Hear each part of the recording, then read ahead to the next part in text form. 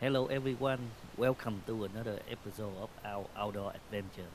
We are currently in Idaho, near Brawley Dam, and we are trying to catch some fish before getting into our campsite. Oh, look like Leon had caught something. Come on, let's bring it up to screen see what it is. Yay, good job, good job. Awesome, Leon. Leon hot today. He catching another one. It's okay. Caught it a baby. But we love baby. Is it baby? Catfish, small catfish. Baby? Is it a baby? Yeah. Dang, this one has a lot of catfish. How? How come? Oh, They're like invasive species. What's that? Oh, there's too, they're easy to reproduce and stuff. is it too much? We were fishing at this location for about an hour before heading back to our campsite, and we caught a total around 10 fish, and that's probably enough for dinner. Okay, we are now at the Woodhead Park Campground, and right behind our campsite is the Snake River, and that is where we are going to set up our pole.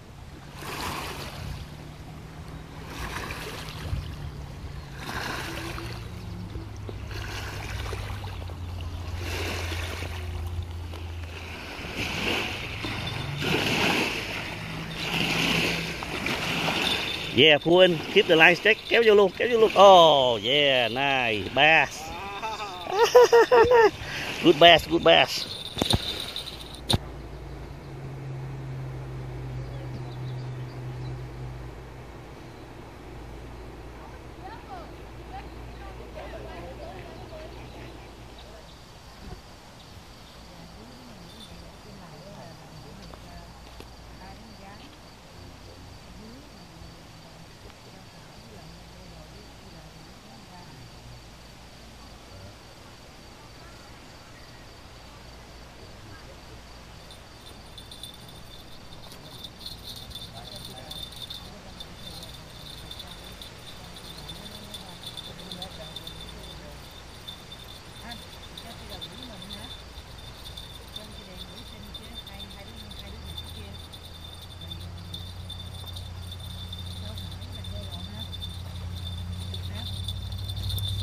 Got some catfish. Con này con flathead nữa hả? No, catfish. Flathead, catfish. Channel. Channel hả? Oh, man. Oh no.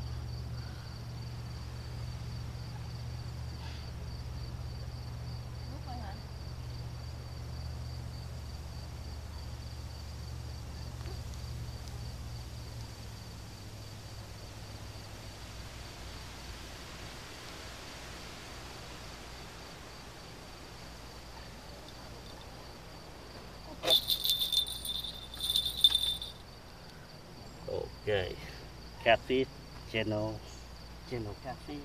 Oh, a lot of us here.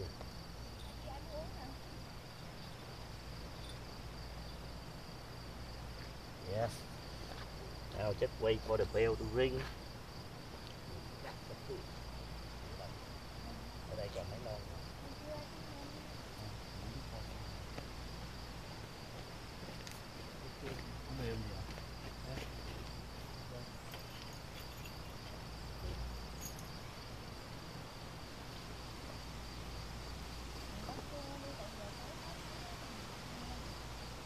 Tùy đúng không vậy?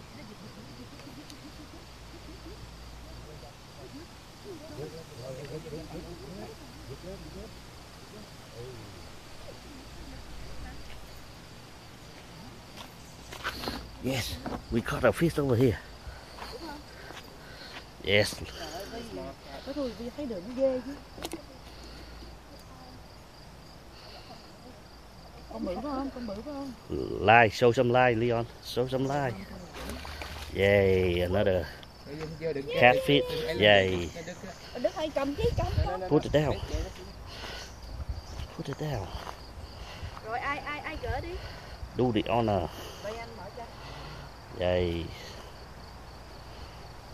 Coi cái con của bà Thảo rồi nè, đây em mở cho em ký cho. Yeah, it's really easy to catfish. Con bà Thảo, cây bà Thảo. Catfish at night. Sao con nhỏ đó vậy? I'm gonna wait for the bell to ring. There are a lot of bugs. Tại vì muốn con lớn mà bé nó cười ra ngoài nha. While you're waiting, let's have a beer. And drink it all before the bug get to your beer. Của ai kêu? Ê Leon, that's your rod, Leon, leave it, that's your rod. Ê. Hả? Lấy gì? Bỏ vô đi, bỏ vô cooler đi. Giơ tay. Tôi cũng không giơ tay. Như là giơ tay bóc đi, làm đi mà ông bóc như con gương nãy giờ kìa. Để đó đi, nó không chết đâu. Nè, con kỳ của bà kìa. Yeah, fish on. Where the fish? All I see is bug, man. Should have brought the zapper with me. Okay. Okay. Another catfish. The camera have a little bit trouble zooming, focusing at night. Yes. We've been here like, oh man.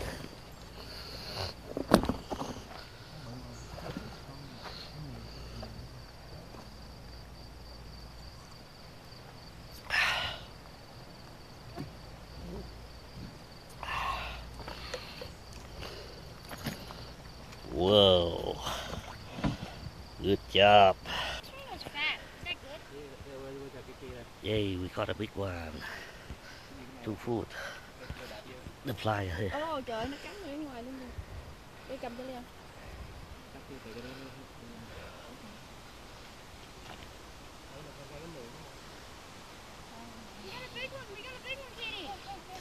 Quiet time, Peter.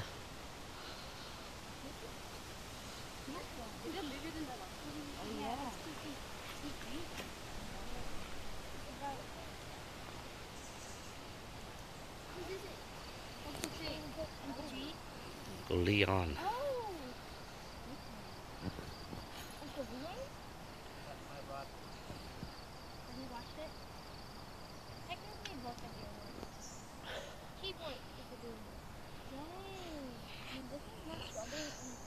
Two foot. 2 foot? It over a feet, a foot. Open it. Oh, whoa. Open it. Oh my God, guys. Like, Open and get. what part don't you understand, Peter? You were like, I didn't know what it meant. I just know what it meant, okay? I didn't know what it meant. Watch out for the spike. It's really so big. Hey, you got the line. You got the line in there.